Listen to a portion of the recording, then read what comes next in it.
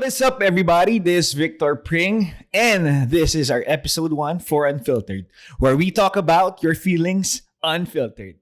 Guys, sobrang swerte natin because today we have a very special guest. He goes by the name of DJ Marc Marasigan. Thanks for having me, guys. Thank you. Thank you, brother. And grabe, alam mo, sobrang busy ka. Thank you so much for having time for us. Of course. Ikaw pa ba? Pwede mo ba kaming bigyan ng quick rundown ng a day of Marc Marasigan? Ako kasi I juggle a lot of stuff, no? Aside from the DJing part, which of course happens at night. Yes. Tend to my other businesses in the afternoon, tend to my kids. Yes. Sobrang hectic. Sobrang hectic. For you all that don't know, si Marc nga po pala, hindi siya overachiever.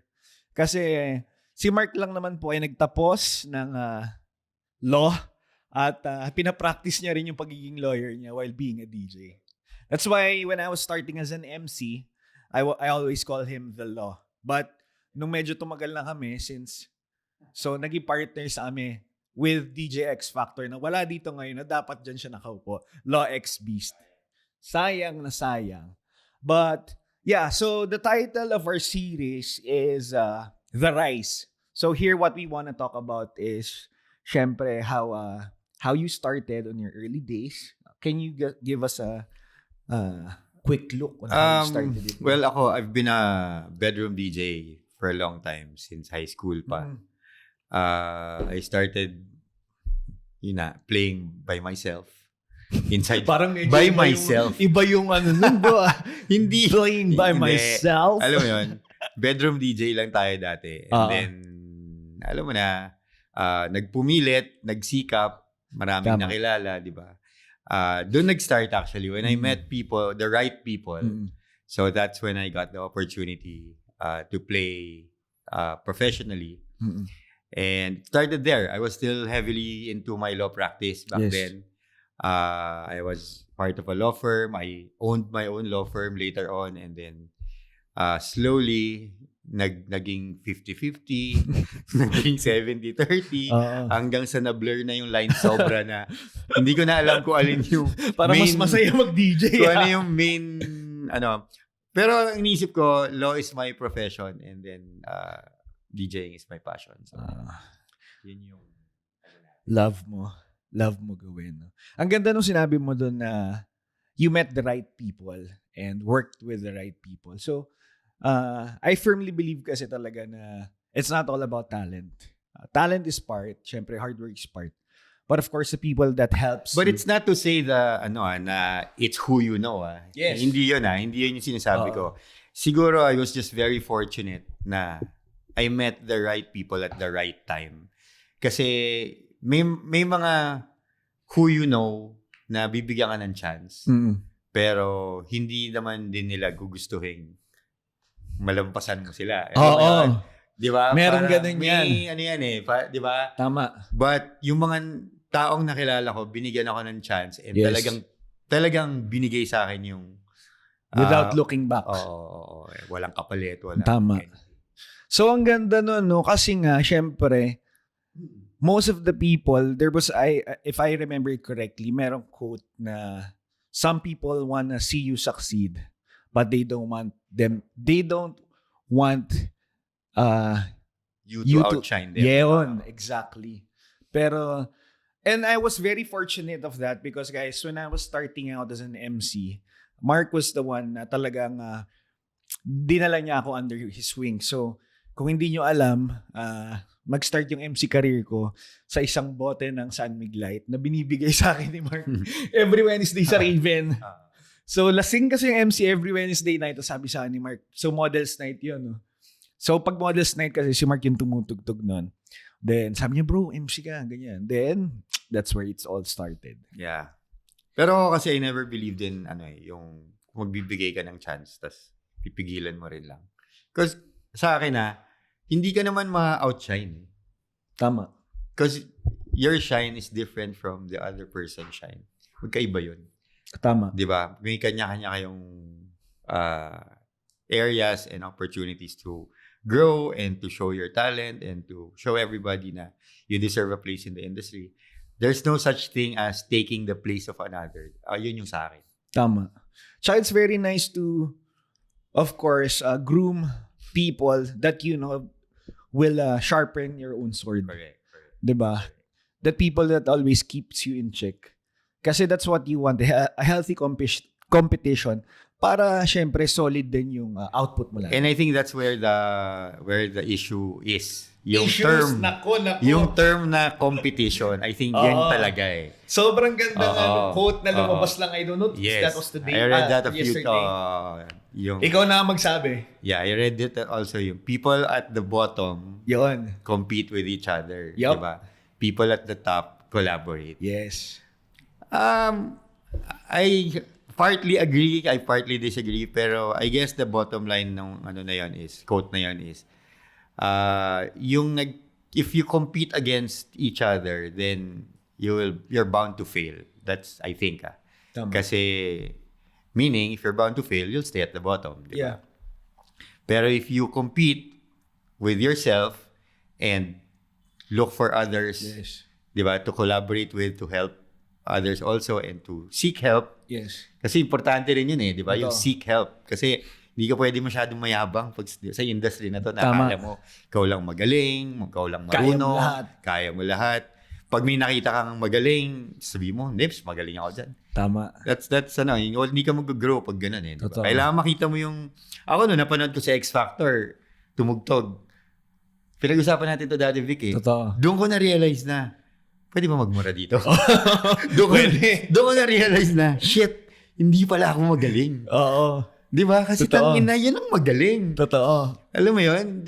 Doon ko nakita it. And when you see Ace Ramos, when you see other DJs, di ba? Doon mo marirealize na you're not all that shit, di ba? Yes. Na you still have a lot of things to learn. Yep. And I think yun yung importante talaga. For beginners especially, mga nagsa-start, Yeah. seek learning, seek growth. Kailangan nyo matuto. Yon. Kasi the kids nowadays, especially me, actually, when I pivoted to start as a DJ, sobrang ambigat. Because of course, I'm gonna go head to head with my partners, my friends, na sila talaga yung nasa top of the top, cream of the top, na sobrang hirap talagang mag-penetrate. And hindi nagkulang ng pintas yan si Victor sa akin. Oh. Kasi so guys, para malaman nyo. Tough love yun, tough love. Tough love talaga kami. If whatever you see on the stage, whether we share it with Dimitri Vegas like Mike, whether we do it on a local festival like Hydro, Neverland, what you see on stage is really like, yun na yung outcome ng lahat ng ginawa namin, ng pinaghirapan. Kasi bago nyo mapanood at makita yon, ilang araw at ilang gabi kaming nagmurahan para dun sa mga pyesa na yun. That's correct. Well, since nasabi na natin yung for the new and upcoming DJs, siguro isang advice muna bago tayo proceed for the new and upcoming DJs that want to penetrate. Okay, like I said, matuto kayo ng turuan nyo yung sarili nyo na hindi kayo perfect, na hindi pa kayo magaling. Totoo. Lahat naman tayo nag-start sa beginner. Yep. Diba? And as a beginner, I'm telling you, even if akala nyo, dami nyo nang alam, akala nyo mas magaling na kayo dun sa mga iba, meron pa kayong kailangan matutunan. Tama. Hindi mauubos yan. Meron kayong kailangan pang matutunan. So, humble yourself na you still have a lot to learn and wala naman talagang shortcut eh. Totoo. Diba? It will always be a long and arduous road to the top.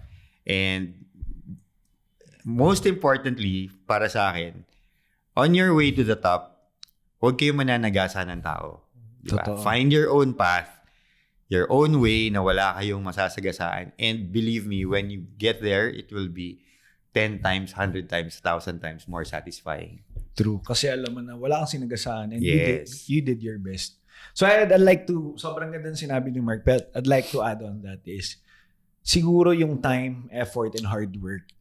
Just put in your time, just put in your effort, just put in your hard work. You will really reap the benefits of it. talagang mas masarap yung pakiramdam nun. Kasi I think most of the kids nowadays, because of social media like TikTok, parang lahat sila gusto ko yung parang 1 million viewers, tapos gusto mabilisan. ko bukas nasa Ultra Music Festival na ako. So guys, kung gusto nyo ng ganon, kaya nyo naman yun. Mag-produce kayo ng music. Pag nakuha ni Martin Garrix ng international DJs, yes, you can. But for you to stay at the top, like, how long have you been DJing? 15 years na. 15 years. For me, for you to stay that way, when I started MCing a decade ago, si Marc Marasigan na yan. And he is still on that top. He is still top 3 best of the best in the Philippines, in Asia. So if you wanna stay there, makinig kayo, kids. Makinig kayo, up and coming. And syempre, dun sa mga matatagal na rin na nandyan, just antayin nyo lang. Dadating din kayo dyan. Tama? Yeah. Syempre, nasabi mo na kanina, naging passion mo yung music, naging passion mo yung DJing. Gusto ko malaman bakit? Paano? Ano kasi, family kami ng music lovers talaga. Mm-hmm. So, my mom is an avid musician. Kuya ko Mike plays the piano. Yes. My mom doesn't play instruments, pero alam mo yung pag baby ka pa lang, paggising nyo sa umaga, may nagbablast na music. Dahil ganun yung mom ko eh. Gusto niya pagising niya, may music agad, habang naglilinis, nagluluto, whatever. Breakfast kami, may music. Ganun kami. And we're a family who likes to celebrate. And sa mga parties namin, of course, may music, may ganyan. And yun nga, like you mentioned, my brother, napasok siya sa ganung negosyo nung high school and college. Back then, mga mobile days. So, nagpo-provide sila ng, ang tawag ngayon dyan, lights and sounds na, di ba? Lights and sounds. Nagpo-provide na ng music. Dati mobile pa. Pag sinabing mobile, may kasamang alak yun. Tsaka, ang mobile dati, pag hinire mo yung lights and sounds mo, may kasamang DJ yun. Matic yun. Hindi kagaya ngayon. Separate pang spinner. Separate pa. Oo. So, ibang-iba. Pero yun nga, lumaki ako sa ganun.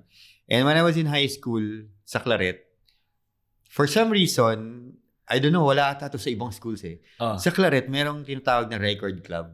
Wala. Parang sa'yo lang ata meron. May record club sa high school ko.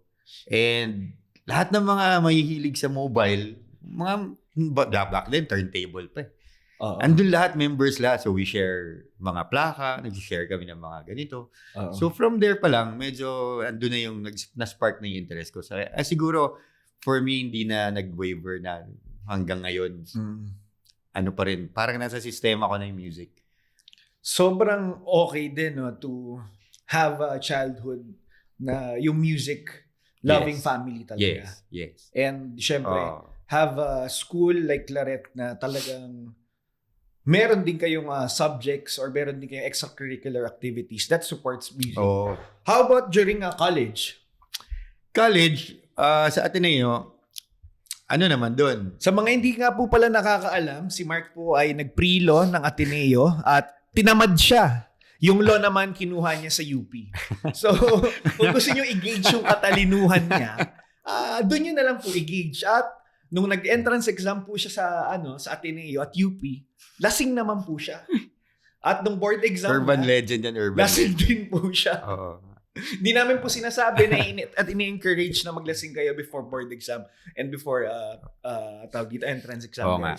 So, sinasabi lang namin because every time that we talk about it, sobrang nakakatuwa. Yeah, it's one of those stories na pag naaalala ko, parang I don't know how I was able to pull it off, but I guess God willing na lang talaga na yun na nga, binigay na lang talaga ni Lord. Pero anyway, I won't recommend it. Mag-aral kayo, guys. Totoo. Pag mga entrance exam, pag mga finals exam, at kahit anong exam pa yan, mag-aral kayo. But yun, going back, Ateneo was alam naman natin yan. Ateneo is a party university. Talaga ba? Kasi magatingista, parang well, of course, balance lang. Balance lang. I would say na party university, not because ganun yung culture, but because we are situated in Katipunan. Ano ba yung mga gimmickan nyo dati? And back then, kasi naabutan namin nila yung Tipol and Slow Katipunan na eh. Wala pang Tipol and Slow Katipunan nun. Wala pang, anong lugar yun? Wala pang The Pop-Up. Ang The Pop-Up dati, eskwelahan ata dati yun. Talaga? If I'm not mistaken, when I was still in college, or may bilyaran kami pinupuntahan dun. Talaga? But, anyway, maraming bars along Katipunan noon. And of course, konting tawid lang, nasa Libis ka na. Oo. Diba? Tama. Diba? And Eastwood was there. Ano nga ba yung sikat na club? Early 2000s, Punana was there. Culture Club. Yung lahat ng mga Sibil. Tapos, ang lapit lang ng Alchemy din sa inyo. Yes, ang lapit lang din ng Alchemy. So, kaya ako, lumaki ako sa Alchemy actually. College ako, araw-araw ata ako. Well, every weekends, nasa Alchemy ako. Kasama sila Kokoy Puyat. Yan, yung mga DJs pa nung araw. Sila Kokoy. Bartender nun, batang-bata pa si Goldie. Oo, grabe. Si Goldie ng... big shoutouts to Goldie. Kahapon nag-soft opening yung bar niya. Yes, congratulations. Roots Gastropub. Congratulations, Goldie. Goldie, congratulations. Ayan, so yun yung mga gimmick namin dati sa Ateneo. And of course, lalayo ka ng konti, punta ka ng Makati, di ba? There's mga Pravda. Di mo ba naabutan yung zoo? Hindi naman. Hindi na. Hindi naman. So, syempre, since nabanggit mo nga sa akin na you started DJing during college time, no? Syempre, magkano yung TF nyo? Well, college time, hindi pa ako nagdi-DJ nun sa labas. Hindi ba? Bahay-bahay pa lang. Bahay-bahay lang. Mga college parties, ganyan. Okay. Nag-start na ako mag-DJ talaga professionally, like I said, 2008 na. Okay. So, nagtapos na ako mag-law school kasi pumasa na ako ng bar. A year after, tsaka ako nag-start. Okay. Kasi the entire time na nasa law school ako, I really stopped. Focus. So guys and girls, kids, at kung hindi man kayo kids na nag-aaral, siguro ang pinaka matututunan nyo ron is focus on the things that matters and focus dun sa career path and career choice na gustong-gusto nyo. If you really want to excel on it. Because Mark is a very good lawyer. He's a very good DJ. So, but when he was partaking in a place, when he was doing law, talagang 100% yeah, it siya. was impossible din kasi talaga back then. Every day, we're supposed to read 200 pages, 300 pages. So, ng cases, ng laws. So, imposible rin talaga. So, ang ano ko nun, nag-DJ ako sa Starbucks. Doon ka nagpa-practice, no? Doon kami nagpupuyat sa Starbucks Katipunan. Naalala ko nga dati may pinabasa ko kay Mark na one full page long na isang bond paper na one full page. So ako siguro binasa ko yun ng mga 30 seconds. Si Mark parang in-scan niya lang lahat. Sabi niya, okay na, tapos na. Sabi ko, bro, nabasa mo na? Sabi ko, Hanep, bilis mo magbasa, bro. Yeah. Perks of being a lawyer. So then, sorry to cut you. Ayun, and then I started 2008. Unang-una kong gig talaga na I would call a residency was in Attica. Which was in Avenue. Makati Avenue. Sa A-Venue. Okay, A-Venue. Yun yung, I don't know what it's called now, pero yun yung sa baba. Harapan, sa baba. So, my friends na nakilala ko noon, they owned the place. Sila Timo Rawas Chua, sila Jedlim. Yan. Sila yung mga may-ari. And madalas din ako doon. And mga resident DJs noon, sila Anakin, sila JR. And then for some reason, nagkaroon ng opening. So I just was invited by Timo and Jed. Sabi niya, Mark, play ka naman dito, di ba? Ganyan. So I did. And then it started out as a every Friday thing lang. Kasi naglo-law firm ako noon eh. So Friday nights lang ako nag-DJ. Sakto rin yun. So sakto lang. End of the week, di ba? Unwind, ganyan. After a tiring week ng pag-aabogado. So yun. Every Friday lang. And then, nung lumakas yung Friday night, sabi nila, baka gusto mo na rin gawin yung Saturday. Sabado. Okay, di ginawa ko na rin yung Saturday. O di ganyan, tuloy-tuloy na. And then after that, I stayed there for mga 2 years. 2 years na every weekend lang. You have to understand, back then, hindi uso ang ginagawa natin ngayon. Yung lagari. Yung lagari. Oo. At nung mga early 2000s to mga 2010, 2012. Yung oras kasi, no? Ang ano noon is, kung may pwesto ka, doon ka. Tama. So kung sa atik ako. Di ba? Yung mga iba, kung nandito ka, dito ka. Hindi uso yung opening ako dito, prime time ako dyan, tapos closing ako. Unimaginable yun back then. Totoo. Not just because it's physically impossible, but it's also parang may industry etiquette, whatever, I don't know. It's just different. It's just different. So sa mga listeners and viewers natin na hindi nakakaalam kung ano yung opening, prime time, and closing. So what Mark was pertaining to, kasi syempre when you're doing a set, at para malaman nyo rin sa mga sinasabi ng tao na bakit ganito yung music, gusto ko yung upakan na, bakit upakan yung music, gusto ko medyo chill lang, or bakit parang pinapauwi na kami ng DJ, ganyan. So meron po talagang opening, may prime time at may closing.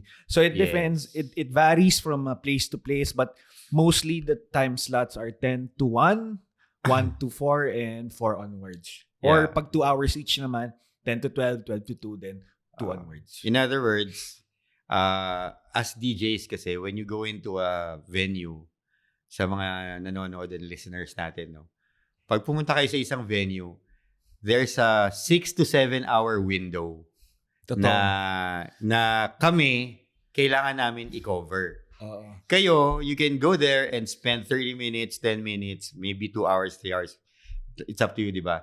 Kami, meron kaming 6 to 7 hour window na kino-cover. And we divide that into opening, prime time, and closing. Yep.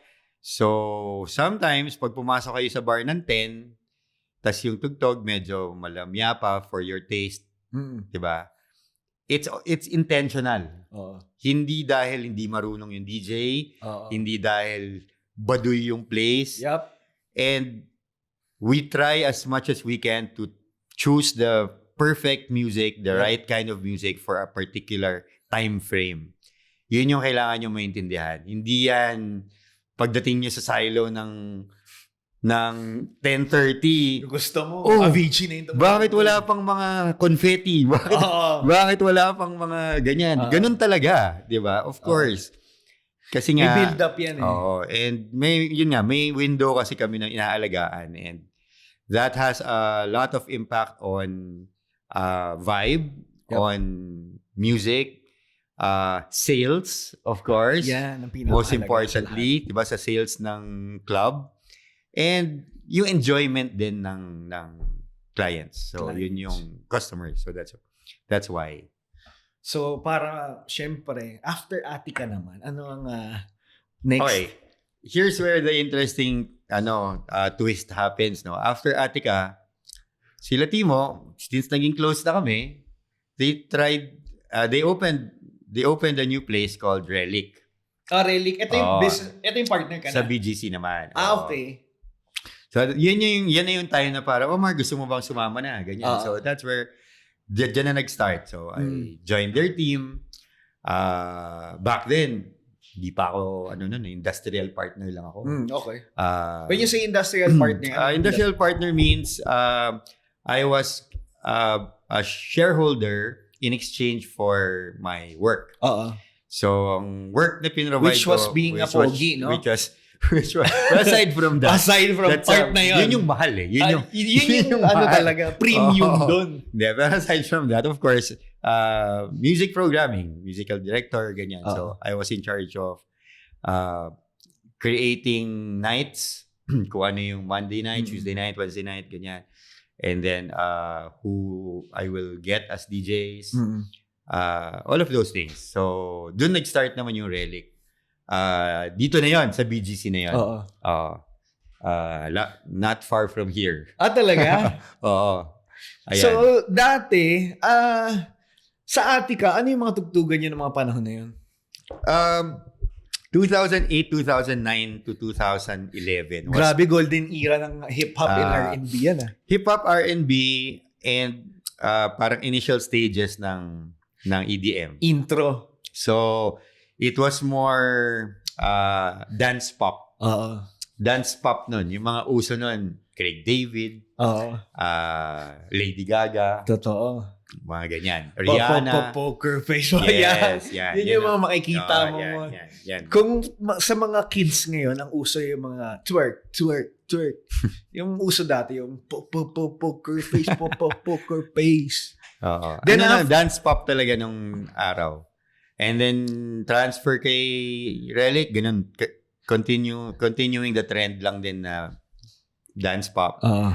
But, nag-start na yung collaborations between pop artists and EDM artists.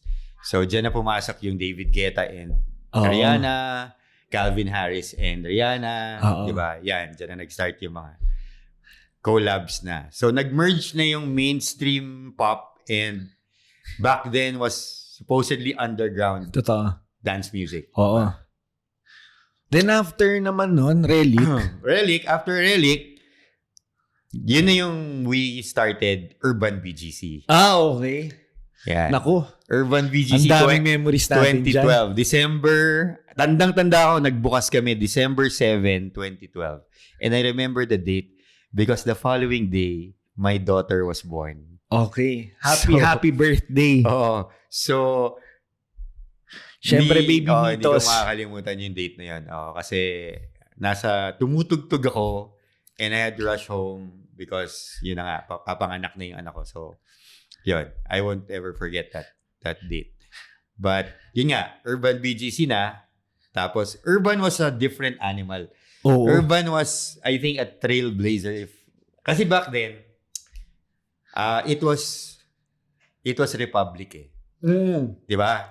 The It Place Newport. The It Place was really Republic. Diba? And then, after Republic, Cuisine, na naging Opus. Universe, diba? Opus, diba? Yun yung It Place sa Newport. Diba? It wasn't Newport back then. Resorts World Manila. Oo nga diba? pala. Resorts World Manila. Newport na tawag nila ngayon pero dati Resorts World Manila. Diba? Ayun. So, yun ang It Place before. So, Urban was the first, I think, hindi siya club but parang semi-club. Because it's urban bar and kitchen. Diba? It wasn't really a club but it was the first high-ceiling music pumping place na masarap din yung food sa BGC. Totoo. Diba? Of course, may kasabay kaming club talaga noon, which was Hive. Diba? Hive. Which was Hive. Si La Jessie, diba? Si La Chase. Halos sabay yun, yung Urban tsaka Hive.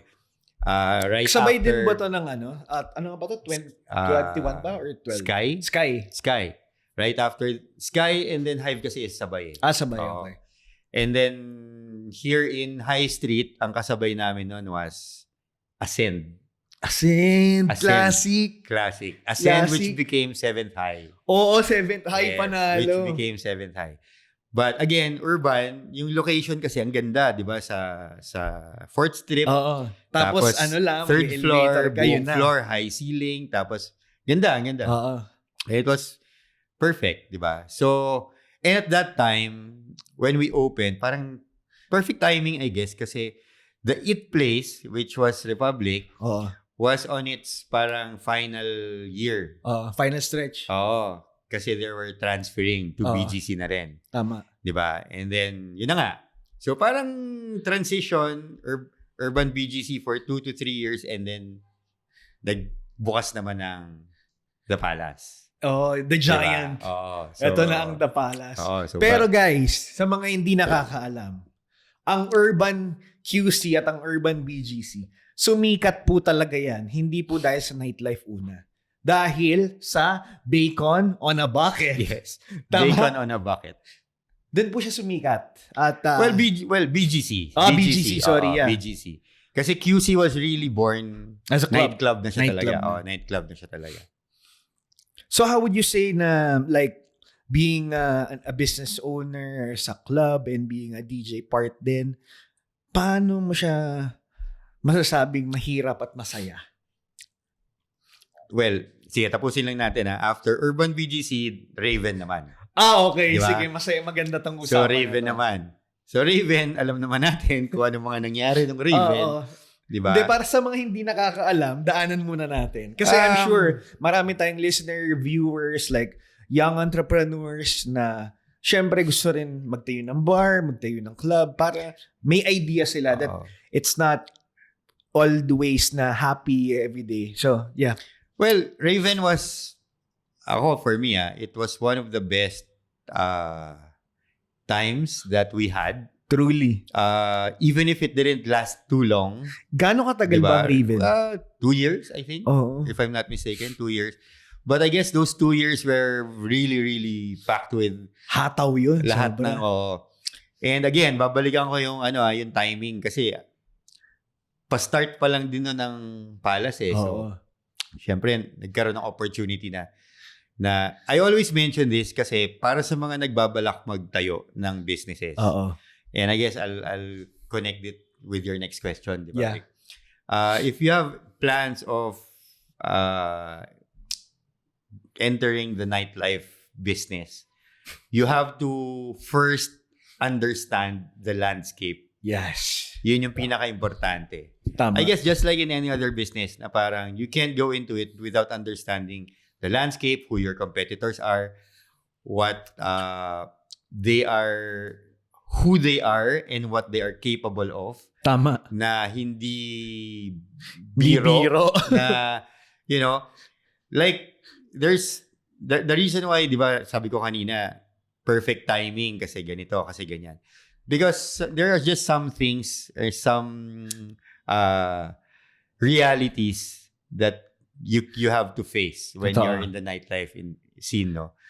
May mga tinatawag tayong pader. Oo. Di ba? Merong the Great Wall of China. May mga pader tayong tinatawag. I guess sa DJing, ganun din. Sa MCing, ganun din. I guess sa lahat, no? Meron talaga. So, you cannot go up against something that you can't, you don't have the firepower to. Mas mabuti nang gumawa na lang kayo ng hagdan kaysa sagasaan nyo sila. Right. And yun nga, like kagaya nung kanina natin na pag-usapan, di ba? Find your own niche, your own path, ganyan. Kasi there are realities that you have to face. Yes. And I think that's also one of the lessons that we learned, di ba? Along the way when we had our different outlets. But lesson learned and napaganda kasi at least now, 'di ba? You are wiser, you are better off na napagdaanan mo yung hirap, struggle, etc. Yes. 'Di ba? And I guess in DJing it's the same. As a business owner, I went through all the struggles. As a DJ, I also did. Yep. As a human being, wag na natin pag-usapan yung mga struggles ko dyan. Wag kang mag-alala. We won't go in any personal topics. Diba? But I guess the beauty, yun nga the beauty is in the struggle, diba? Na when you find something beautiful from all of your struggles and challenges in life, mas magiging, how do I say it?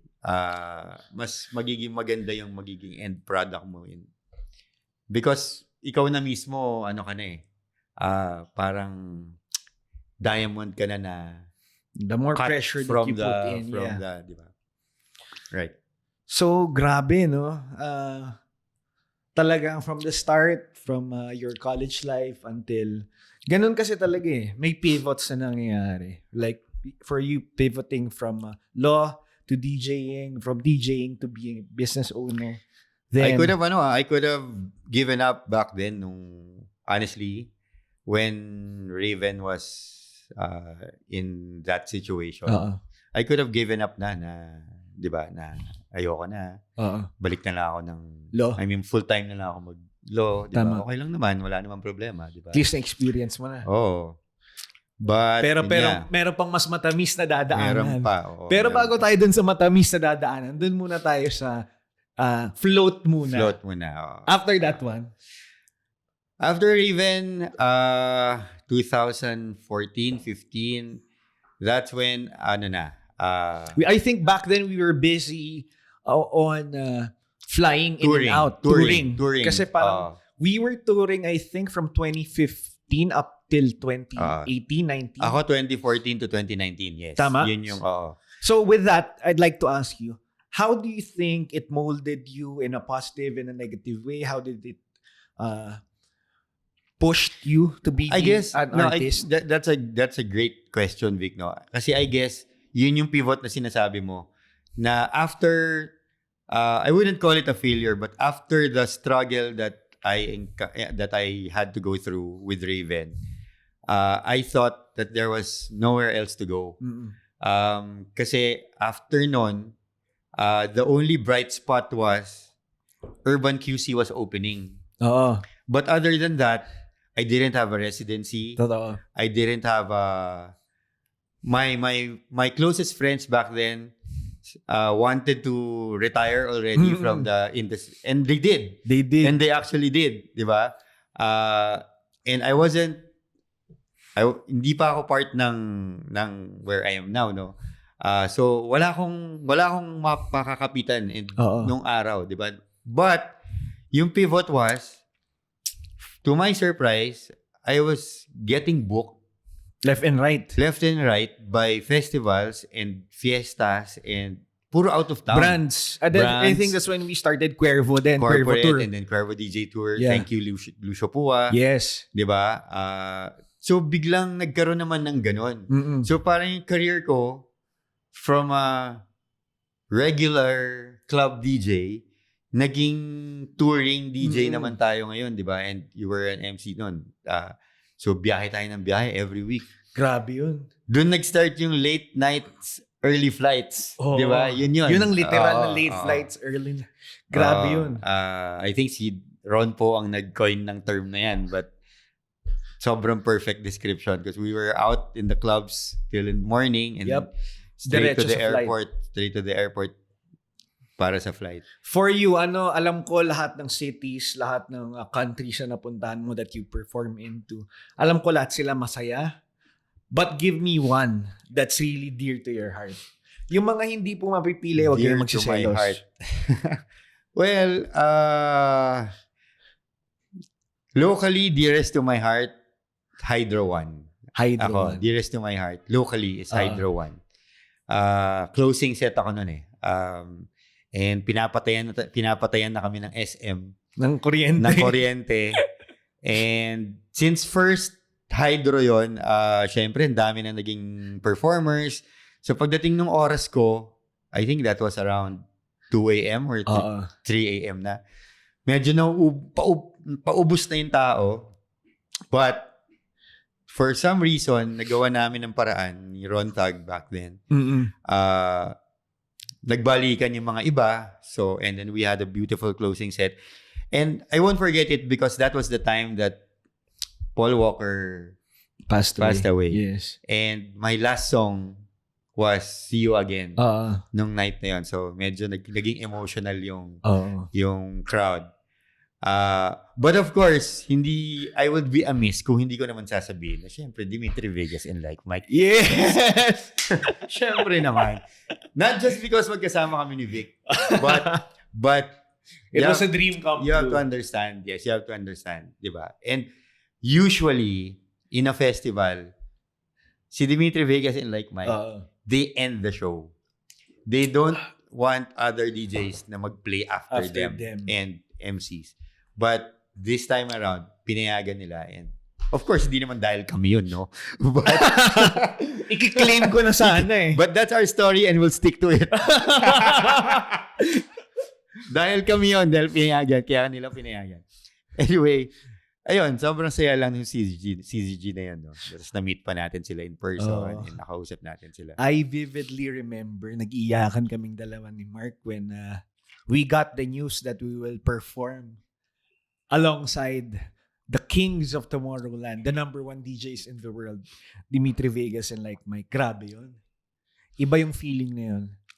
Alam namin marami na rin ibang nakagawa nun. But kami kasi ni Vic, mababaw lang kaligayahan namin. Mababaw lang kami. Like we said, kami, ang standard namin is kung saan kami happy, yun yung... Doon kami masaya. Oo. Yun lang yun. Yun Parang lang. pareho lang yun. Hindi po kami umiinom, tubig po yung iniinom na. Ano lang to? Lemon, ano ba to? Lemon dew. Parang hinaluan mo ata to, ha? So, yun. Sobrang saya ng experiences na yan. So, from 2008, if I'm not mistaken. Yes. 2008. So, this was an 11-year journey up until 2019 yun. 19, yes. 11-year journey. So, first hydro was 2015 naman. Yes. Yes, tama. For you, ano ang best performance mo sa lahat ng performances mo? Hirap pumili, no? Mahirap. Actually, I don't think I can answer kasi... Huwag kang mag-alala, hindi ako magsiselos hindi ako MC mo nun. Hindi. Kasi it's hard to rate yourself eh. Ako Hindi, yung happiness lang. Hindi naman like... happiness level. Siguro, syempre baka sabihin niya mayabang kami. Mayabang po talaga kami, pero hindi po kayabangan yung pinag-uusapan namin. Tsaka okay lang magyabang basta it's about your craft. You being confident with the things that you do. Yeah, I guess very memorable yung CGG natin nun. Kasi kami ni Vic, we saw it with our own two eyes na nag-aalisa na yung mga tao. Oo, grabe yun.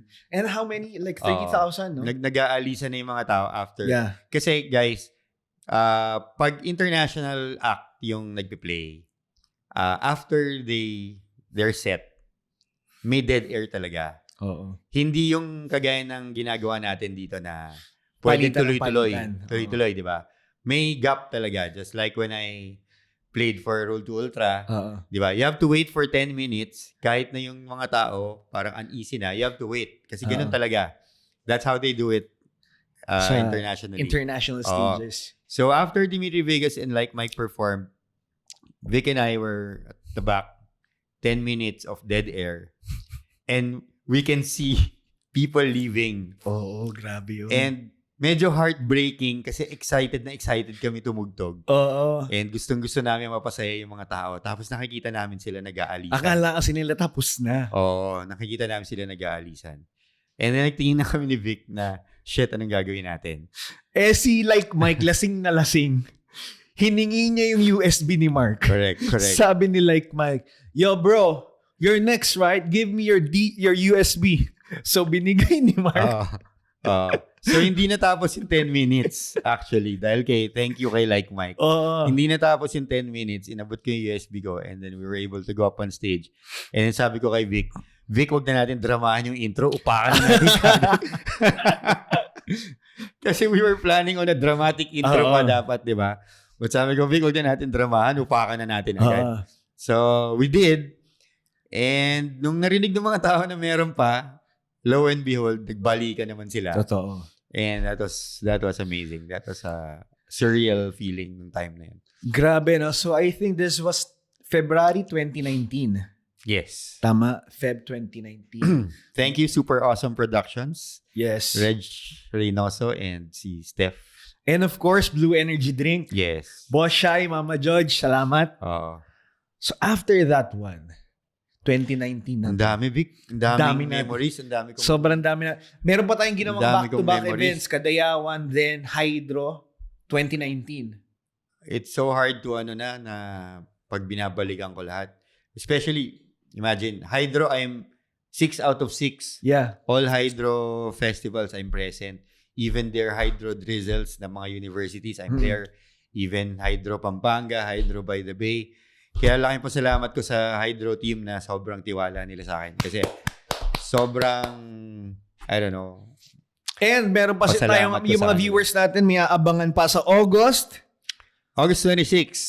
Hydro Music Festival 2023. But before that, Howlers Manila muna tayo, July 1. July 1, Howlers Manila sa Circuit Makati. Ayan. Howlers Manila, July 1, Circuit Makati. So, sino pa ba mga kasama mo dyan? DJ Ron Poe, Ellie Buendia, Mayonnaise, Flo G, madaming Nick hip-hop artists. Makino. And I think Sex Bomb Dancers. Oo. Nandun din ang mga P-pop groups. Tama. Oo.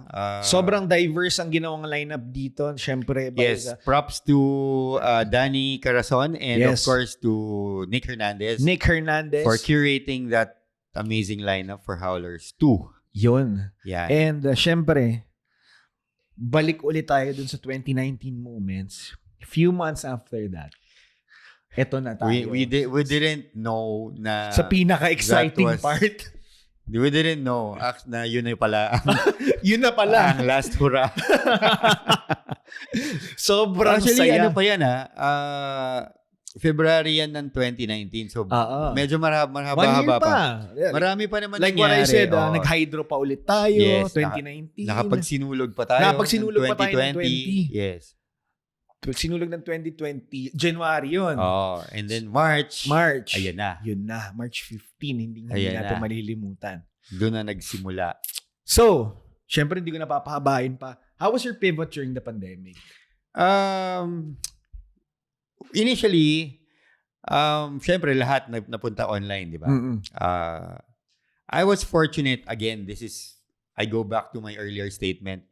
It's really sometimes when you're around the right people. Totoo. So, nung pandemic, very fortunate that I was, close friends with David Ardiente and DJ Lunyo. Yun.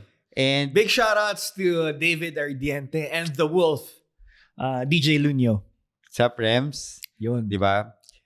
And ang time na yon, sumikat si Rems dahil sa opinion niya about the pandemic na alam mo, unfair naman kung ano man yung naging judgment sa kanya back then.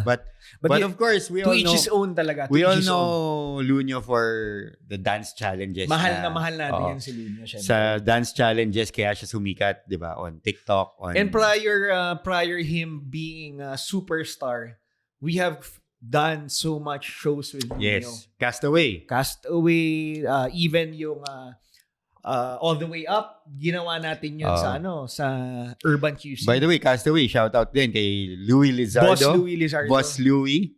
Kahit hindi kami kasama sa batch na yun, okay lang. Hindi ako nagtatampo. Tinawagan niya naman ako kung bakit hindi ako Sabi ko na, mamagitin mo talaga. Yayariin talaga kita dito. Kaya pagka gines kita dito, yari. Then, ayun, we started. Ano nga pangalan ng show nyo? We started this little show called Virtual Internet Party. Yun. VIP for short. So it was I think hindi sa pagmamayabang.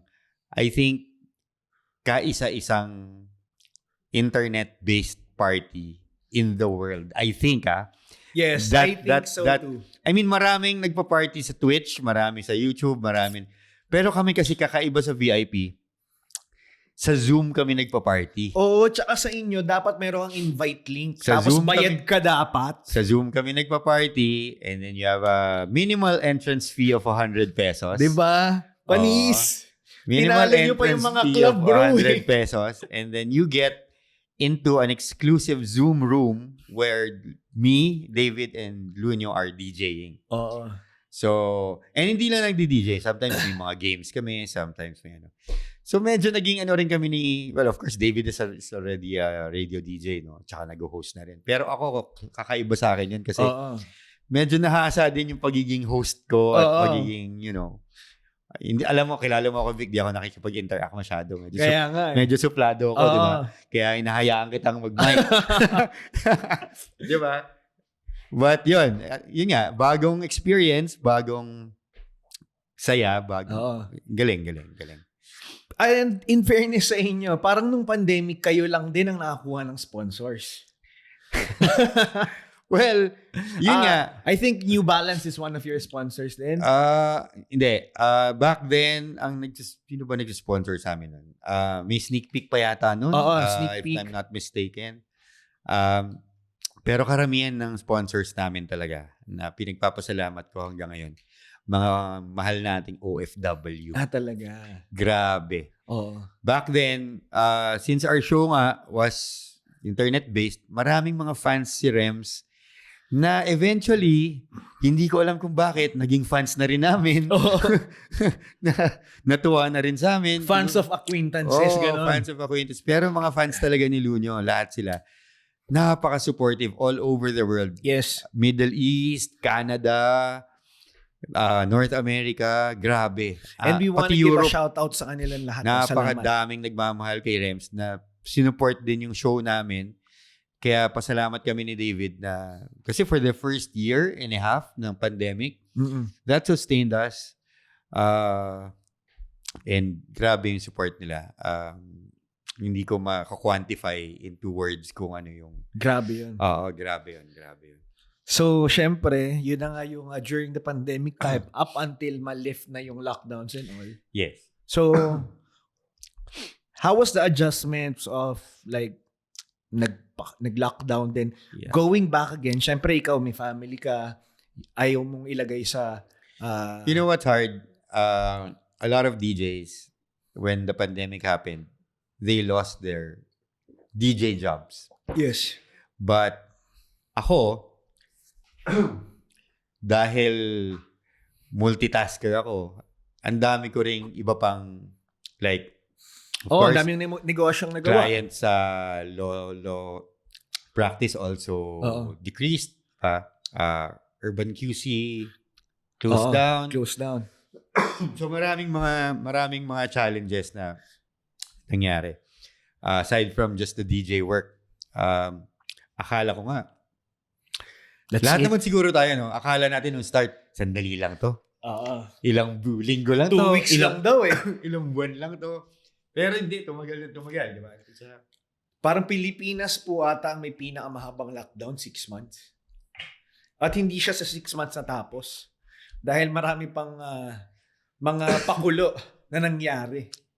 Yeah. Sobrang kakaibang experience yung pandemic sa atin. And I think with that experience, naging thankful din tayo. Yes. Para for the second time Hopefully, around. Hopefully lahat ganun, no?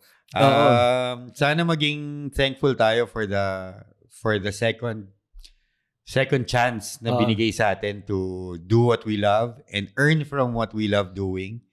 'Di ba? So sana maging thankful tayo lahat. Kaya huwag tayo mag-away-away. Yung mga nag-aaway-away dyan, tigil-tigil. Before we left off, we were talking about the things that has been happening or that had happened during the pandemic and how Mark pivoted with virtual internet party with, of course, Rems and David Ardiente. Pero hindi natin kanina napag-usapan yung mga masasaya na memories din natin. Meron pa tayong mga ubod ng sayang memories. Nadaan ng memories 2016, starting 2016. When back then, nag-open naman ang Pangea and Chaos nightclub. Grabe yung Chaos at Pangea. No? Literally, chaos talaga. Naalala ko one time, si Mark binook niya ako para mag-MC sa Urban. So, binook niya ako para mag-MC sa Urban, di ba? Tapos, siguro mga 3 o'clock, sabi ni Mark, nasan ka? Sabi ko, nandito, nag-MC ako sa Urban. Sabi niya, okay na yan. MC-an mo na ako dito sa Chaos. Anong oras set mo? Sabi niya, parang 4 o'clock ata. 3:30 na to Guys, nasa Quezon City, Tomas Morato. Ang Urban QC. Nasa ng ang Chaos. Sa City of Dreams. City of Dreams. Sabi niya, punta ka na dito, dali. Kasi sasaluhin natin yung bassjackers. Yes. Tama? Yes. I think. Tama ka, no? If I'm not mistaken, sabi niya, sasaluhin natin yung bassjackers. Tayo mag-closing. Ikaw, MC-han mo ko. Parang 15 minutes ata, nag-drive ako from QC to... Hindi ako nagkakamali kundi bassjackers yun, Stadium X. Stadium X. It's one of those two. Yeah, it's one of those two team. Then, yun. Ganun ka-intense, ganun ka-chaos. Yeah. Yung chaos talaga. By, syempre, JV Advincula, si Tinay, Coloma, Tinay. And of course, si Michi Mendoza. Yan.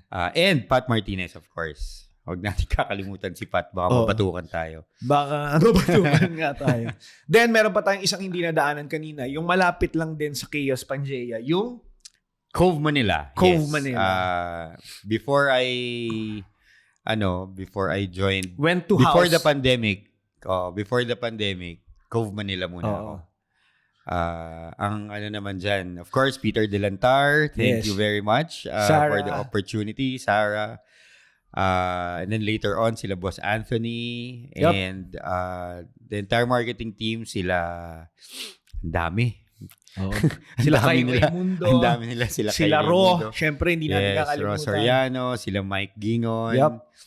Ayan. Thank you, everybody. Na hindi tayo nagkasama ever because back then, I was with Palace. Yes. Yun. So, during that time, Mark was with Cove. Then I was with Palace naman. I was a resident in Valkyrie, Rebel, tapos Pool Club. So, yeah. After that one, house ka, tama? After the pandemic, that was when I got invited by Jet Boado and si Dax Ariola to join House Manila naman. Ano na yan? 2021. 2021. Yeah, 2021. So I didn't stay that long there. Siguro mga 5 months. I think I was a resident there for 5 months. Thank you kila Boss Oli, sila Boss Ants, then the other residents. Of course, sila... Well, Dax also isn't part of house anymore, but at that time, magkasama kami. Si Jet. Pati sila Tatay Rigel. Hindi ko na naabutan si Tatay Rigel. Sila Ina. Sila Hana. Si Hana hindi na rin. Naabutan ko na doon sila Jet, si Ina, si Xiao. Yan. Kami mga magkakasama. Grabe, no? Alam niyo guys, sa mga up-and-coming and starting artists, DJs and MCs alike, kaya kayo magpapakabait. Dahil kung ano yung circle na dadaanan mo, iikot at iikot ka lang din talaga. At syempre, napakaganda ng bago natin i-reveal kung nasan ka ngayon. Gustong-gusto ko yung pinost mo na status ba or na bago nyo i-announce na dyan ka na ngayon. You started at the attic. Yes. And now I'm at the Palace. Yun. I started at the attic. Now I'm at the Palace. Well, it's wow. Sobrang journey yan eh. I really honest to God. I really didn't think that I would end up here. Because I've always been on the other side of the fence. For the longest time. For one reason or another, I've always been on the other side. And thank you sa management ng Palace Manila for welcoming me. Of course, President DJ Martin Pulgar, maraming salamat sa opportunity. Nag-guest natin very soon. Yes, maraming salamat. Yes. Utang ko sa iyo ang pagiging part ko ng Palace. And of course, kumparing Ace Ramos. Yes, Tito Ace. And Ninong Ace. The marketing team headed by, of course, Alex Habaluyas. Thank you. Grabe, no? The journey. And it's kinda weird nga eh. Yung feeling, actually. Talaga? Nung start. Of course, now I feel at home already. Syempre. But at the start, it was really weird. Kasi weird in the good sense na parang I'm happy, but I'm still finding my way or my place in, kasi the place is already established. Oo, alam ko naman na, kumbaga, I'm a stranger, di ba? Alam ko naman, nung start. Kahit ng mga kaibigan ko na lahat ng mga nandun, syempre, as part of the entire establishment, I'm a newbie, I'm a rookie, di ba? Yes.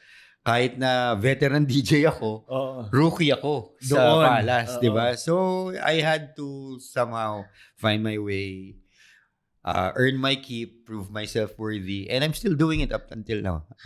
I think that's the key. Never stop trying to prove yourself worthy of where you are. So, especially the competition to yourself, like what we have been discussing kanina pa. So for most of you who don't know, hindi po namin dinidisrespect ang ibang club, hindi namin dinidisrespect ang ibang bar. Of course, yes, of course. The Palace Manila is the #1 nightlife destination in the Philippines. Actually, if not in Asia. Actually, I'm very, very thankful sa lahat ng mga clubs na naging resident ako because that experience made me a better entertainer, better artist, better performer. That's why ngayon I can handle the pressure more, siguro. So maybe yung pinatagal or kung napagbigyan, I don't know how you call it, kung I wouldn't call it eventual kasi akala ko nga hindi mangyayari. Kaya nga But dahil napagbigyan tayo, I'm very, very thankful for the opportunity, and my past experiences from the other clubs made me ready for this. Hinog na hinog ka na. Hopefully, baka bulok na. Overripe na. Na-overripe na pala. Pero grabe, no? It was a 15-year journey. And now, you're in the number 1 nightlife destination in the Philippines. So, syempre, from traveling and experiencing different places, different age groups. Yeah. Ito, ano ang masasabi mo dun sa 2018 party scene sa 2023 party scene? You know, I always tell people, before we went on a break ng pandemic, ibang-iba yung crowd. Kasi, as you know, a lot of the places that we play at, ang demographic niyan is 18 years old to 21. Marami. Of course, our VIPs will always be there. Yung VIPs natin, huwag na natin sabihin age kasi syempre, yes. Pero hindi mo mawala yan, di ba? Andyan yung mga yan. But the bulk of the crowd comes from the 18 to probably 25. 30s. Demographic, di ba? Kasi 13 ba? So kung nung 2020, when the pandemic started, maraming mga 15, 16-year-olds na hindi pa gumigimik, di pa lumalabas. And then nung nag-2022, 2023, na nag-start ulit yung clubs, pwede na sila ngayon lumabas. So lahat sila hindi namin kilala. Totoo. And hindi natin sila kilala, and they don't have any previous club experience. So, hindi rin nila tayo kilala. Both ways, it's a feeling out process, di ba? Na hindi natin alam yung gusto ng crowd. Hindi rin nila alam kung ano yung capability natin to entertain them or something to that effect, di ba? So, it's hard. It was an adjustment period. And of course, ang dami pang ibang factors like the emergence of TikTok, di ba? The emergence of yung mga Instagram Reels. And, kasi social media also plays a lot of part sa nightlife Tama. Di ba? A lot of our music influenced by social media. Tama. Di ba? What's on Spotify, what's on TikTok, what's on ganyan. Di ba? So it's a learning experience ulit. Tama. Di ba? So I guess yun nga, you never stop the learning process kasi there will always be something that will happen that will force you to level up. Yes, level up and relearn and learn again kung ano man yung hindi mo pa alam. And when you thought that you already know things, life hits you. And it's hindi another thing na napansin ko, hindi ka rin pwedeng maging stubborn. Totoo. Stubborn in the sense na kung ano yung nakasanayan natin dati, hindi pwedeng yun na yun. Na kung ipipilit mo sa mga bagong generation, medyo mahirap din. Mababad trip sila sa'yo. Pareho lang yung mababad trip sa isa't isa. So, kailangan mo rin mag-adjust without sacrificing your artistic integrity. Tama. Well, with that being said, for you, what does it take to be a great DJ? Ako, I will always say, a great DJ is one who is fundamentally sound. Yun. Fundamentally sound meaning you know what you're doing. And you possess the necessary skills that it's required. Yep. Diba? Which is beat matching, phrasing, mixing, diba? All of those things. Dapat alam mo lahat yan. And second, you should be open to other ideas. You should open yourself up to more criticism. Tama. Dapat hindi ka sensitive sa criticism. And kasi when I say criticism, hindi lang yung mga nababasa mo na social media lang. maniwala kayo sa hindi, guys, on the fly, while you're playing live, you will be criticized not by words but by their looks. Oo, grabe diba? yun. Yun yung And we have experienced that. Yun yung sa akin, ha, doon ako mas nararatel. Oo. Kasi yung mga nababasa ko on social media, pakialam mo sa inyo. Diba? I mean, I don't know.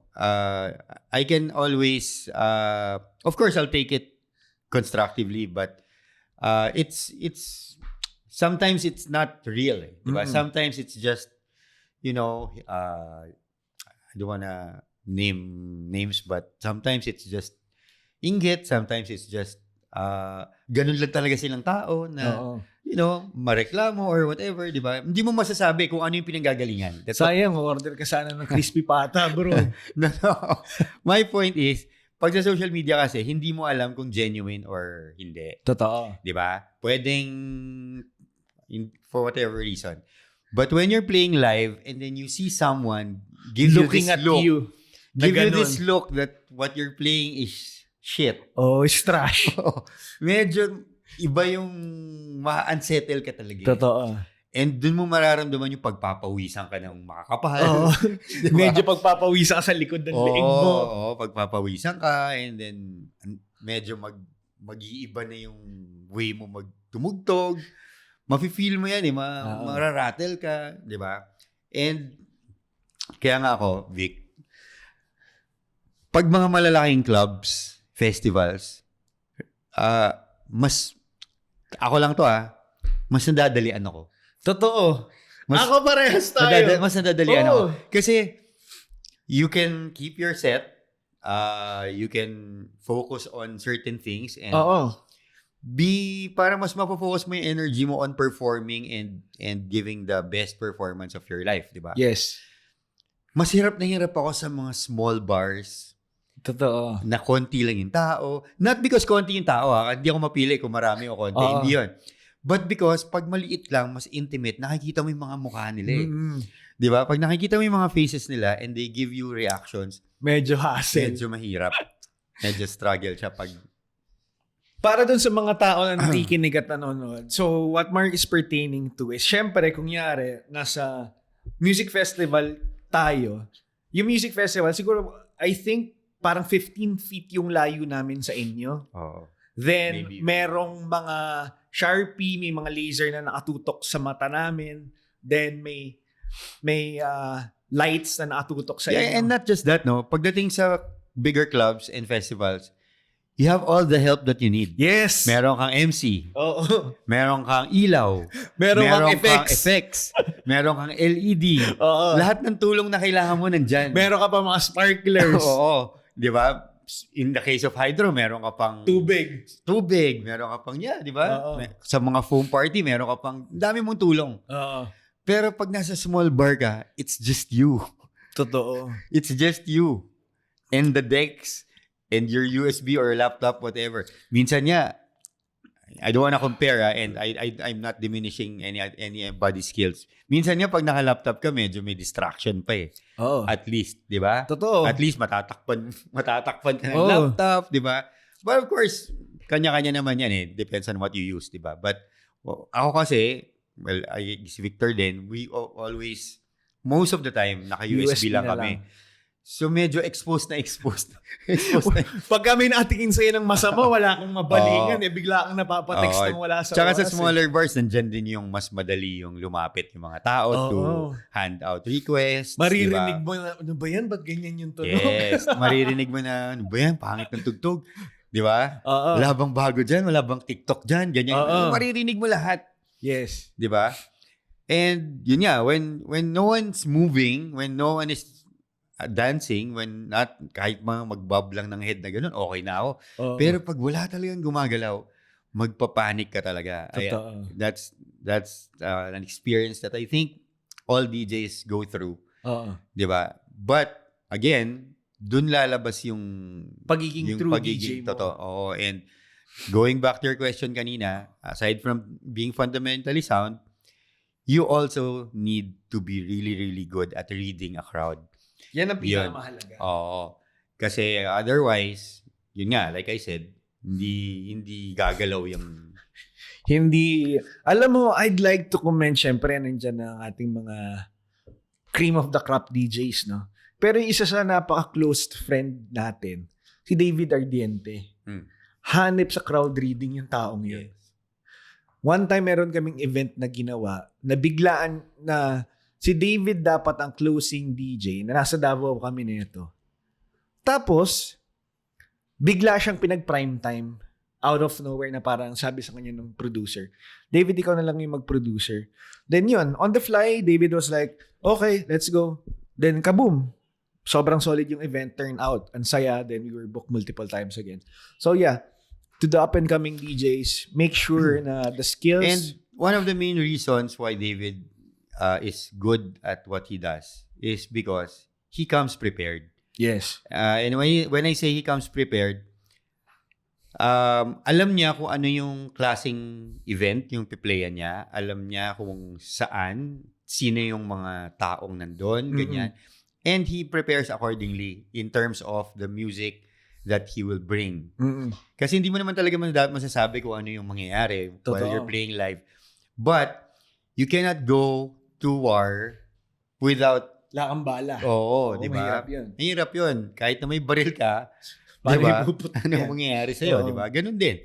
So you have to come prepared. And sa mga aspiring dyan, kailangan yung mag-build ng sarili ninyong music library, paghandaan nyo lahat. Yes. Pag nag-download kayo, lagyan nyo ng cue points, lagyan nyo ng ganito, lagyan nyo lahat. Diba? Go through everything that is necessary. And find joy in doing that. In doing that.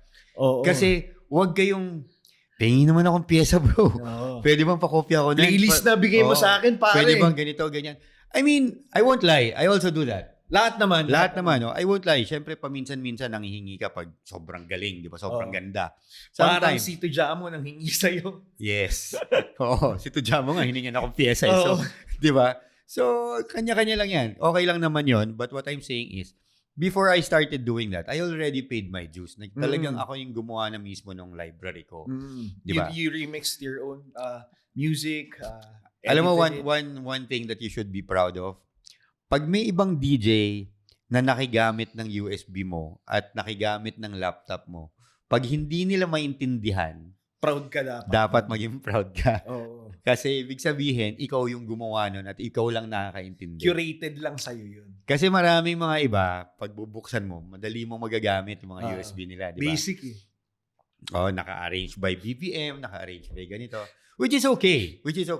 Basta kayo yung gumawa. Actually, yung pag-arrange nun, mahirap din yun. Mahirap din yun. Basta kayo yung gumawa. Ang magaling sa ganyan, si X.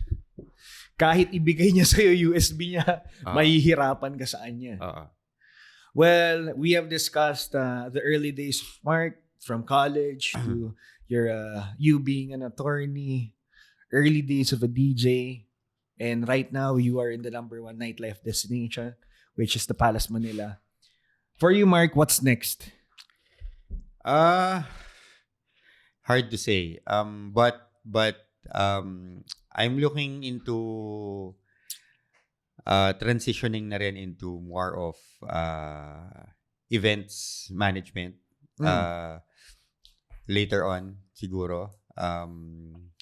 Kasi nandito na rin lang tayo eh. Diba? Nandito na tayo. And of course, hindi naman mawawala yung mga opportunities in opening bars and clubs pa rin. Nandyan pa rin yan. But on a personal level, mas na-excite akong to maybe do events management in the future. Maybe in the next year or two. Ganon. Yun na yung papasukin ko. Tinatabla na rin ako ng pagod, bro. Sa totoo, I'm not saying na hindi ako mapapagod doon but in terms of yung pagde-DJ, live performances, if you noticed, I don't get weeknights anymore pag mga gigs pa konti-konti na lang. Paminsan-minsan depende na lang sa bigay. Sa bigay. Oo. Hindi na tayo kagaya dati na sa isang gabi, 3, 2, lagi, di ba? Ganon. Kasi, not unless na bare months, guys. Meron tayong Of course. Ano naman yan? Alam nyo, opportunities yan eh. Di ba? Pag binigyan kayo ng opportunities, huwag nyo sasayangin. Because you never know when the next one will be. Yep. Diba? Sa mga iba naman na hindi nakakakuha pa ng opportunities, huwag kayong mawalan ng pag-asa. Time will come. Mark waited 15 years to be the #1 nightlife destination. But along the way, he enjoyed the whole process. Diba? Hindi lang naman yung #1 nightlife destination yung tinarget niya eh. Syempre, we wanted to share the stage. Well, like I said, I didn't even expect that I would be here where I am now, di ba? So, it's a blessing talaga. Blessing na lang siya talaga. But, ang mas important, I think, is to really enjoy what you're doing and find happiness dun sa ginagawa mo on a daily basis. With that, naalala mo ng I think 2018-19, we were booking multiple events back to back to back to back. Then, yung TF naghahati tayo. Tapos sasabihin natin, wala kaming pakialam sa TF basta gusto namin magkasama kami. Kasi ang hashtag natin, dito kami masaya. Well, yun nga. I guess different stages of your career. Tama. Meron kang iba-ibang priorities, tama. Diba?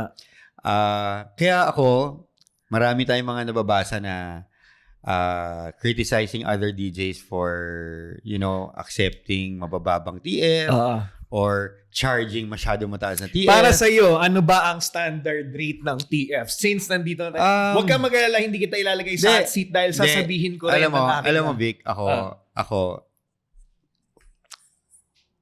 in our industry, there's no such thing as standard. It's really dependent on the talent that you're getting. Yep. Diba? Tama. Ngayon, kung halimbawa yung charge ko na talent fee, sabihin natin ganito siya. It doesn't also mean na kung mas mataas... Sabihin natin 80,000 siya. Kung mas mataas yung charge ko sa iba, it doesn't mean na mas magaling ako. It simply means na sa market, I am seen as someone who can charge that way. Yes. Diba? Ano lang yan eh. Economics lang yan eh. Diba? Oo, tsaka wag silang magagalit. Kasi number one. Alam nyo, nightlife is a business. Oo. So just like any other business, it is subject to the law of economics. Yep. And law of economics, supply and demand yan. Precisely. Diba? So kung tayo, napakadami nating DJs, ibig sabihin, napakalaki ng supply. Yung demand, yung number of events. So since konti, kung halimbawa hindi per month, mas konti yung events, mas na-overpower ng supply yung demand. So bababa talaga yung pwede mong i-charge. Tama. And that's fine. Ako nagbababa ako minsan, sometimes ganun talaga, you have to adjust. Totoo. Ngayon pag per month, tayo ang demand. Parang yung recent gig natin, natag 45,000 tayo. Diba? Pag per month. Lean season kasi. Tayo ba yun? Oo. Lean season kasi. Pag per month, tayo naman ngayon yung demand. Diba? So, 1 hour naman we can charge more because mas in demand tayo. Diba? Ganun lang naman yan. Hindi naman, diba? So, I agree. Know your worth. I agree na we should not diminish our value or whatever. I agree. Yeah. But you also have to be realistic. Yep. Diba? Hindi naman pwedeng ganun na lang. I understand yung mga iba, diba? It's sad. It's tragic. May mga makikita ka, diba? 500, 1.5 for 4 hours. I mean, it shouldn't happen, but kung ganun yung economics ng standard mo, ng lugar nila o ng I don't know, ng scene sa lugar nila, there's a lot of factors that come into play. That's what I'm saying. Huwag tayong magja-judge ng tao just because they charge low or they charge high. Diba? Sarili nyo na lang intindihin nyo, guys. Tama. Sarili nyo na lang intindihin nyo. Huwag nyo nang intindihin yung iba. And sa totoo, honestly, and while I agree na pag may nagbababa ng presyo, naapektuhan yung iba. It's also true na kung mabuild mo ng maayos yung sarili mo, hindi ka maapektuhan ng kahit ano. Tama. I promise you. Tama. Well, para sa mga nakikinig at nanonood na wala namang idea sa mga rates na sinasabi namin. You have to understand that being in the nightlife or music industry or being an artist, you don't get paid for SSS, you don't get paid for PhilHealth, you don't have that pag nag-retire ka. So, anything that you're getting now, whether you're getting, let's say, 100,000 per hour, or let's say you're getting 5,000 an hour, or 1.5 per 3 hours, guys, you have to understand the value and the stress that you're putting your body into. So, like, when I started being an MC, naalala ko si Mark, sabi niya sa akin, bro, ang sungit mo naman, ayaw mo tumanggap ng ibang gigs. Because back then, I only take big events. I don't do small events, right? Yeah. All the big events, yun lang kinukuha ko. But when I did start DJing, Mark, one time, nagiinuman kaming dalawa and he told me like, bro, alam kong seryoso ka na mag-DJ. Kasi ngayon, even the small gigs, you're getting it. Yan. Sabi niya sa akin na, you really wanted to learn. Yeah, because I knew na kung ano yung dapat kong matutunan. I knew when I was MCing, I knew the value that I bring into. And I knew the bigger battles that I'll take in as a DJ. So ngayon, di ba, when everything was already settled, when I have done mostly all of the events in the Philippines, alam ko na ito yung standard ko. Tsaka ang dami kasing factors when it comes to charging TFs. Napakadami, sobra. Ang dami ring issues that come up, di ba? Because of it. Sobra. Di ba? Mag-charge ka ng mababa, magagalit sa'yo. Mag-charge ka ng mataas, magagalit din sa'yo. Tsaka lahat. I mean, now, there's an influx of female DJs. Di ba? Grabe, no? Di ba? Napakadaming bago, which is good for the industry. I think it's healthy. Di ba? But, may mga critics din yan na kaya daw binubo, kasi ganito, kasi ganyan. Huwag tayong ganun, guys. Kasi, tama. I mean, sa totoo lang, even if what you're saying is true, sabihin na natin na binook sila kasi because of their looks. Sabihin na natin, for the sake of argument. Well, that's none of your business. Totoo. Di ba? I mean, at the very least, you respect the hustle and the hard work din. Kasi sa totoo lang, even if, halimbawa, binubok din naman si Vic dati kasi gwapo siya eh. Dahil lang doon, sa totoo lang. Sa totoo lang, dahil lang doon. Di na ako magmamalinis. Hindi. What I'm saying is, kidding aside, what I'm saying is, either side naman of the spectrum, whether male or female, people really get booked for looks. And we cannot deny that. Ngayon, yung talent, kailangan bit-bit mo yon kasi kahit na gaano ka kaganda, ka-sexy or kagwapo, kung binok ka tapos palpak naman yung tugtog mo, hindi ka naman na makakaulit eh. Oo, totoo. 'Di ba? So magiging one hit wonder ka lang, 'di ba? So I don't believe na yung mga female DJs nabubuk sila dahil sa looks ganyan. Yes, it helps. True. It helps. That's why kayo rin naman kasi male DJs, kayo naman i-challenge ko Compare naman natin yung mga female DJs, yung effort nila magbihis, mag-makeup, mag-ayos before their performance. Dadating tayo naka-jeans, sneakers, and black shirt. Tapos na. Oh. Diba? So don't you think na meron ding premium yung effort nila, yung ginagastos nila sa makeup, sa damit, sa ganyan. May premium din yun. So what we're saying, we can't just be sexist about this na dahil lang babae sila. No. Nag-e-effort din sila. Tama. Diba? Ngayon, palakpakan natin kung pag tumugtog, magaling. Tama. Diba? Pero yung effort, I think that's what counts for something. Yep. Diba? And tayo rin, level up din tayo ng konti sa pormahan. Diba? Tama. Siyempre, performers tayo eh. You should look good. Diba? Hindi lang naman tayo basta lang DJ eh. Especially now.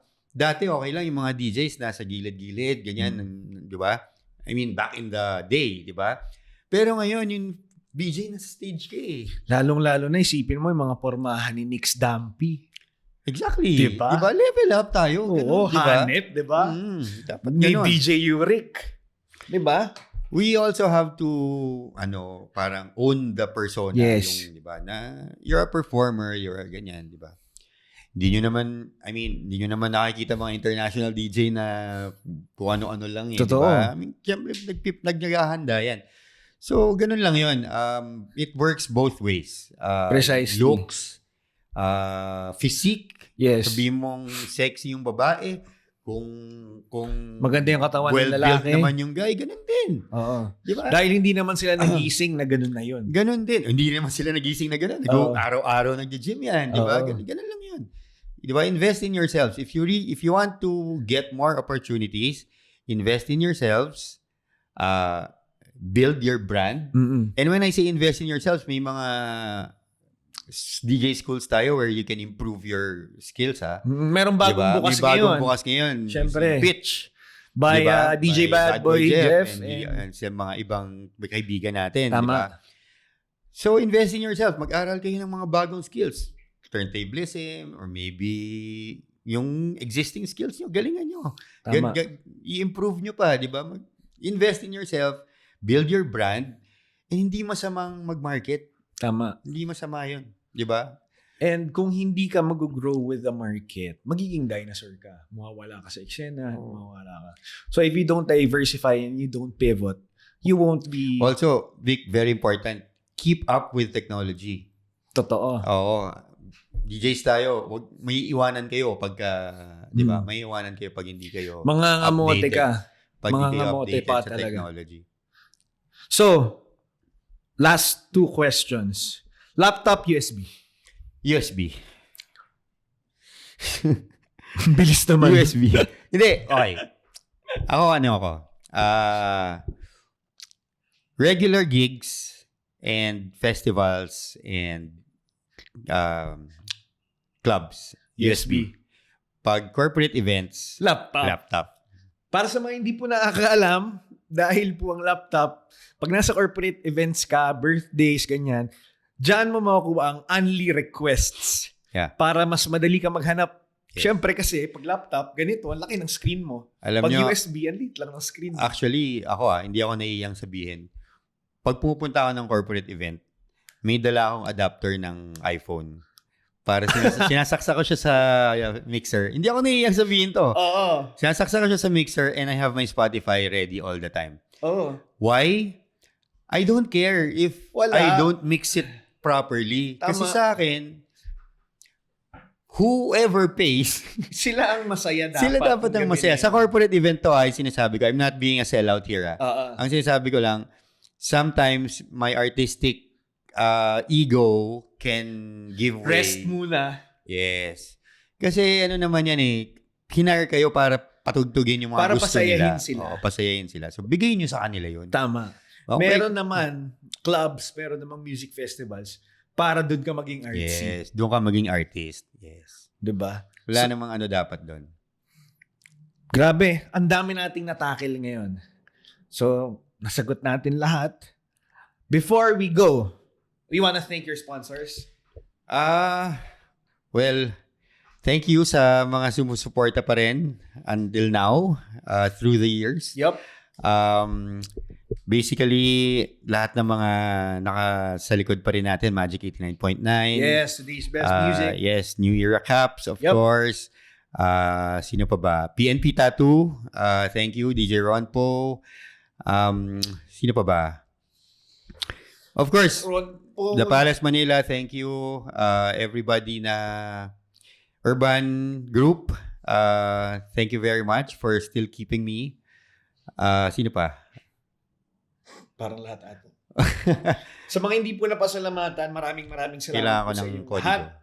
Oh, thank you very much, everybody. And, guys, since nasabi na namin kung anong story ni Mark with his...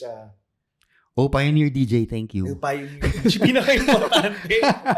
Pioneer DJ, thank you. And VPM Supreme, thank you very much. Yan. Before we go, syempre gusto malaman ng mga viewers natin and listeners where to catch DJ Marc Marasigan. Your up-and-coming events and residencies, please. Okay, you can catch me regularly at the Palace Manila, Silo, Revel, and ano nga ba to? The Island. Ayan. How about Clubhouse? Clubhouse, hindi ako nagpi-play doon. Yes, please. Yes, please, hindi rin. Okay. Doon sa tatlo. Of course, Urban QC and upcoming festivals. June 29, I'll be in Tacloban for Wonderland. Yan. Itong Sunday, June 25, 4 a.m., I will be DJing at the Green Run sa Vermosa, dyan sa Molino. Oo. So yung mga magpa-fun run dyan sa Sunday, papatugs-tugs natin kayo habang tumatakbo kayo. During. Okay. Habang tumatakbo kayo. July 1, Howlers Manila. Yan. July 8, I'll be in Eclipse, Pampanga. July 15, Boss Daddy sa Lucena with Victor, of course. Yep. And then, August. Sa August na tayo magkikita ulit for Hydro Manila 2023. And then, I'll announce pa kung meron pang mga upcoming na in between. Thank you, The Unfiltered, for having me. Again, thank you, Vic. Thank you so much, DJ Marc Marasigan. Again, this has been Unfiltered, where we talk about your feelings unfiltered. So I hope you learned something about, for of course, being focused on your career, whether it be your choice of being a lawyer or being a musician or being a businessman with DJ Marc Marasigan. Thank you so much. This is Victor Pring. This is The Rise with Marc Marasigan. God bless you all. Peace!